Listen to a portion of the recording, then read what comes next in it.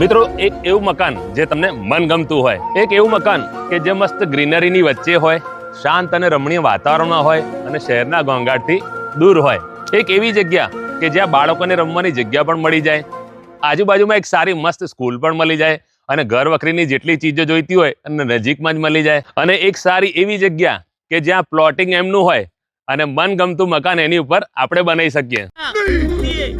તો ભાઈ વિશ્વાસ કરી લો, કેમ કે આજે આપણે આવ્યા છે લેગેસી એન્ક્લેવમાં, જે આવેલું છે બાકરોલ વડતાલ રોડ પર અને શ્રી સ્વામિનારાયણ ગુરુકુળ ઇન્ટરનેશનલ સ્કૂલની બાજુમાં. પહેલા તમને એન્ટ્રી બતાવી દઉં તો આ છે શ્રી સ્વામિનારાયણ ગુરુકુળ ઇન્ટરનેશનલ સ્કૂલ, એની બાજુમાં આવેલું છે આપણું લેગેસી એન્ક્લેવ. તો પહેલા આપણે જોઈ લઈએ લેગેસી એન્ક્લેવનું બ્રોશર. આવી જાઓ મિત્રો, જો આ રહેવાનું છે બર્ડ વ્યૂવાનું અને આ રહેવાના છે બધા પ્લોટિંગ આર્યા.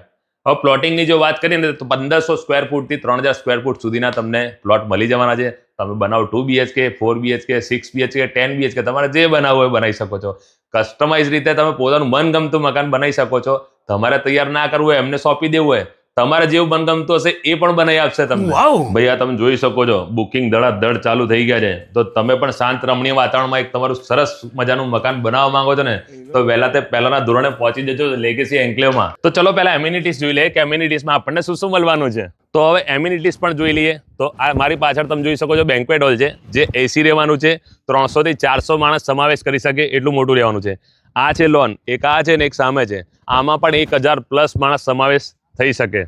તો વાત કરીએ ક્લબ હાઉસ કેવું રહેવાનું છે. તો આ છે મારી પાસે ક્લબ હાઉસ. આની ઉપર 2 ગેસ્ટ રૂમ સરસ મળી જવાના છે. સિનિયર સિટીઝનને બેસવાની મસ્ત જગ્યા મળી જવાની છે. લાઇબ્રેરી પણ આની અંદર આવી ગઈ અને ઇન્ડોર ગેમ્સ પણ આની અંદર આવી ગયા. ભાઈ તમારે જીમ અને મેડિટેશન માટે પણ બહાર નહીં જવું પડે, એ બંને વસ્તુ તમને અહીંયા જ મળી જવાની છે.